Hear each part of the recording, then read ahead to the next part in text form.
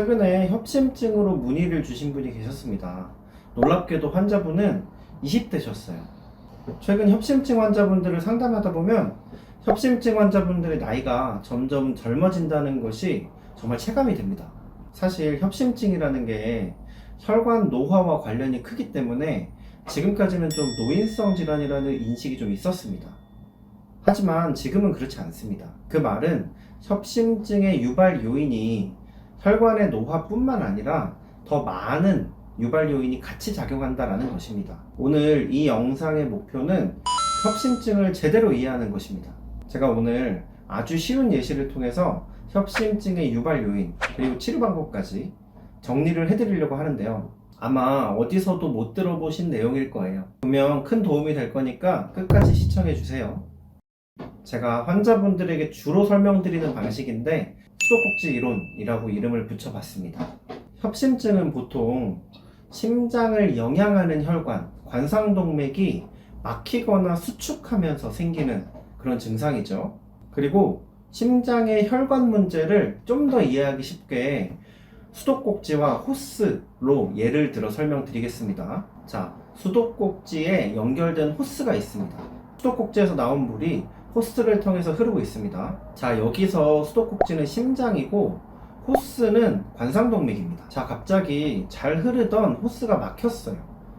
왜 호스가 막혔을까요? 이걸 한번 추적해 보겠습니다. 가장 쉽게 떠올릴 수 있는 건 호스 안에 찌꺼기로 호스가 막힌 거겠죠. 호스가 오래돼서 호스 안에 찌꺼기가 많이 쌓였다거나 혹은 호스에서 흐르는 물 자체가 흙탕물이나 오물 같은 게 많이 끼어있는 그런 물이라면 처음에는 물이 잘 흐르다가도 어느 순간 호스가 막히겠죠. 혈관도 마찬가지입니다. 혈관이 오래돼서 혈관 안에 노폐물이 많이 차 있거나 혹은 피 자체가 콜레스테롤 같은 게 많아서 탁하면 혈관이 점점 막히겠죠. 당연하죠. 사실 이건 크게 이해하기 어렵지 않으실 거예요. 제가 강조하고 싶은 건 바로 두 번째입니다.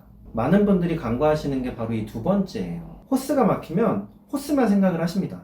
하지만 호스가 막히게 된 주된 원인이 그 전에 미리 있습니다. 바로 수도꼭지에 물이 약한 겁니다. 자, 수도꼭지에 물이 약하게 틀어져 있습니다. 그럼 물의 흐름이 천천히 흐르겠죠. 그러면 조금만 노폐물이 쌓여 있더라도 물 안에 노폐물이 금방 잘 가라앉습니다. 그러면서 혈관이 쉽게 막히게 되는 거죠. 또 만약에 심지어 날씨가 겨울이에요. 물이 약하면 호스 안에 물이 금방 얼어버립니다.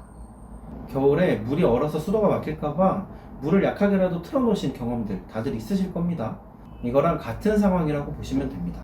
자, 그럼 우리가 해결 방법에 대해서 생각을 해보자고요. 우선 호스가 막히면 가장 먼저 해야 될 게 뭘까요? 호스를 뚫어야겠죠. 막대기를 넣어서 호스를 뚫는 게 가장 먼저 해야 될 일입니다. 근데 그러고 나서 끝인가요? 호스를 뚫고 나서도 호스가 막혔던 그 상황이 그대로라면 호스는 어차피 계속 또 막힐 겁니다.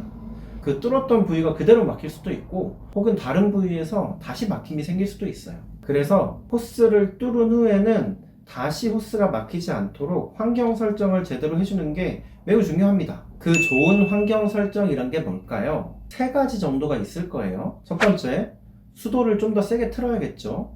두 번째, 수도꼭지에서 흐르는 물을 좀 더 깨끗하게 정화를 해야 될 겁니다. 세 번째, 마지막으로 만약에 겨울이라면 호스가 얼지 않도록 동파 관리를 해야겠죠. 자, 그럼 이 세 가지를 우리가 협심증에 대비해보면 똑같이 이해할 수 있습니다.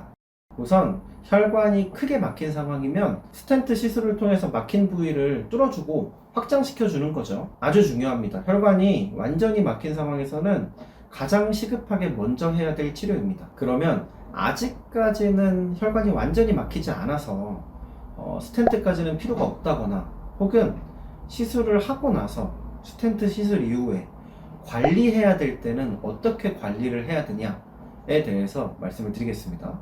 세 가지를 또 기억을 해야 됩니다. 첫 번째, 수도꼭지에 물을 세게 틀듯이 심장의 기운을 세게 만들어줘야 됩니다. 두 번째, 혈액 안의 노폐물을 깨끗하게 제거를 해줘야 돼요. 세 번째, 동파관리처럼 혈관이 얼지 않도록 혈관이나 심장을 따뜻하게 해주는 그런 치료가 필요하겠죠. 그래서 한의학에서는 협심증에 심장의 기운이 허약한 것 두 번째는 심장에 어혈이나 노폐물이 쌓인 것, 세 번째는 심장에 양기가 부족한 것.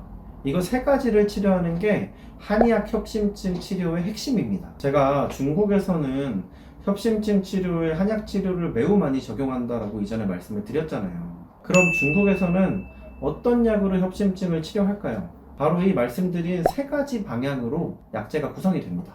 실제 이런 처방으로 아직 시술이 필요하지 않은 안정형 협심증이나 그리고 이미 스텐트 시술을 하시고 나서 재발 방지를 위해서 관리할 때 한약 치료를 매우 많이 이용하고 있어요. 우리나라에서는 제가 열심히 노력을 하고 있고 환자분들이 많이 찾아주고 계시지만 아직 사실 우리나라 전체적으로 보면 협심증의 한약 치료를 혜택을 받는 분들은 상당히 적은 편이죠.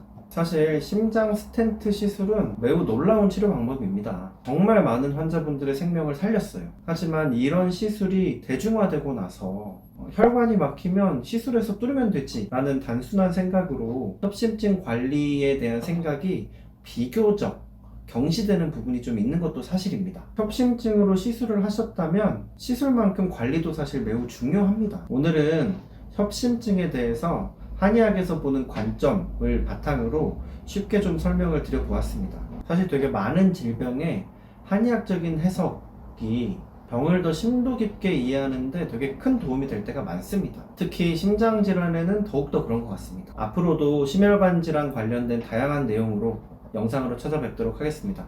감사합니다.